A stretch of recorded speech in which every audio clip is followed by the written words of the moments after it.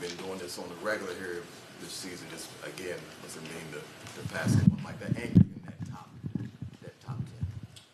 That's cool. I mean, like I said before, take a long.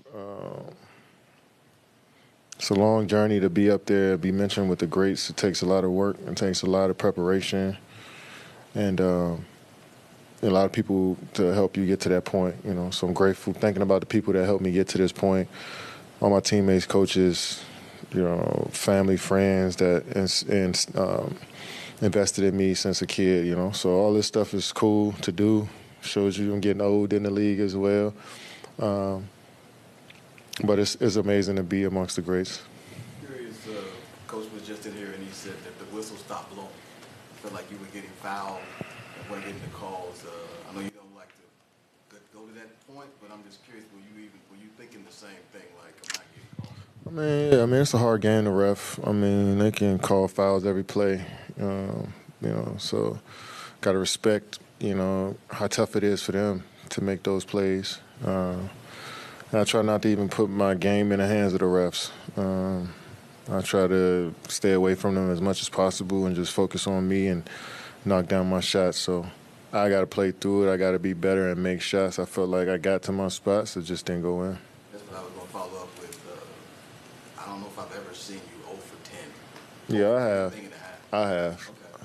I have. I mean, I know a lot of stuff that I've been doing has been a surprise to a lot of people here in Phoenix. I'm new here, so, I've been through shooting slumps before. I've been through great games before, So it's all a new experience to a lot of people, so it may seem like a shock. But 0 for 10 is a lot of misses, but I felt like I got a lot of good shots up. Just keep being aggressive and watch film to see how I can get better. How is the foot feeling? Good. Is there extra juice when you go into a game for the first time? I know you've done this before, but against the team that the year before that knocked you out. There's juice every time I wake up and play basketball. I'm grateful to be here. Jusuf said after the game, he said, I can't wait till we get healthy. Do you feel the same way? Yeah, but I'm want our guys to take their time to get back right, and once we become a whole team, I think that's when we'll start to figure out who we are as a group. But yeah, I can't wait for those guys to get back.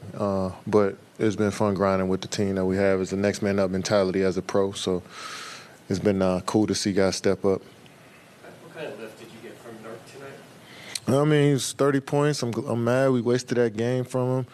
6 rebounds, 2. I mean, he's just aggressive, and putting pressure on Nikola and making him guard a little bit in the post. It's a great game for him. You talked about Nikola in the playoffs last year and how he just does things and being able to find guys. When you see a 16 assists, just maybe just speak to that. I mean, he gets the ball every time down, and he's a great passer, and they move around him a lot. He's the hub for them, so when they throw him the ball, he's not looking to score every time. They know they can get back cuts, and they can use him as a screener and to get downhill, So, yeah, they use him for a lot. So him getting double-digit assists and stats doesn't surprise me, because he is the central force. So he does everything for him. What does Nurkic bring to you as far as a physical presence or rebounding presence, defensive presence inside? Yeah, just a physical body, somebody that can clog the paint on both sides of the floor, can finish, shoot, and stretch out to shoot the three sometimes when you're feeling great. But we need him to stay in his zone. I think he's been playing great ball lately, scoring more forwards, rebounding more. So we need him to stay there. I mean, we're excited about his game tonight. I wish we could have won, but we're excited about his game tonight. With this game tonight, he was saying just competing against a friendly competition with Jokic. Just what did you see from that and kind of how they pushed each other out there? Yeah, I mean, they were teammates at one point, so that they got a nice, small competitive thing going between them. Both been successful in this league as guys from overseas, so it's probably always fun playing against guys you grew up in the league with and came into the league with, and I'm sure they know each other pretty tight, pretty deep, so it's always fun when they compete, and they both came with it tonight. Were you aware that you broke into the top 10 firsthand when you scored that bucket? Yeah, I was aware. Been hearing about it all day. I've been hearing about it. I heard it on the arena as soon as it happened, you know. So, like I said earlier, just grateful to still be playing the game I love. People invest in me and trust in me to go out there and play my game, and I just got to keep coming through. Before you pass these guys on the list, Elvin and Moses, do you go back and watch your old footage at all? Yeah. Not because I passed them, but I try to get to know the players from the past. And YouTube has been such a valuable asset to people that you can always go back and kind of relive those moments. And, you know, so it's as basketball players, I think it's our job to go back and know the history of the game and know who paved the way for us to be who we are today. So I'm just grateful for those guys for doing what they did at that time for us to be able to do what we're doing now. Do you take anything away from watching those guys play at all? You could find some small stuff and that you could take away from guys. I mean, at that level, the Moses Malones, the Elvin Hayes, the Carmelos, and Charles Barkley's and Shaq's and all of these guys, they played at an elite level for a long time, and you know they do a lot of different things out there on the floor. So you try to emulate and be like the pros. That's how we were as kids. You want to be like the pros, and those guys set a great example. Knowing you were that close to Moses, did you happen to look at his film recently? I always respected Moses. You know, you said that I watched his film recently. Recently, yeah. Like Not recently, but I've always respected Moses as somebody who doesn't get the credit he deserves as just being a dominant player in this league for a while, a champion.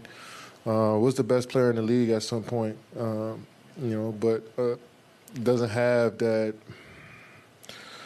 narrative around him or the hoopla around him as a player, but contributing and produce for decades. So over a decade in this league. So grateful to be in the same conversation with him, and it's been an amazing journey. Frank mentioned that the game basically, he spoke to it as if it was a tale of two halves. The first half, the defense wasn't there, and the second, the defensive effort was for you guys. But do you see that there's a trend possibly of one half of basketball in that way with your losses this season, or every game is in and of itself? Yeah, I mean, we have some games we don't put a full game together. We play great offensively and may not play great defensively, and vice versa. And we've been through some, guys we got different lineups here and there, guys in and out the lineup, and we switched the lineup up almost. We had a different starting lineup against Toronto, and then came with a different star lineup this game. So guys are figuring it out, and I think we're playing hard, and putting ourselves in positions to be successful. Thanks, guys. Appreciate it. Thank you, sir.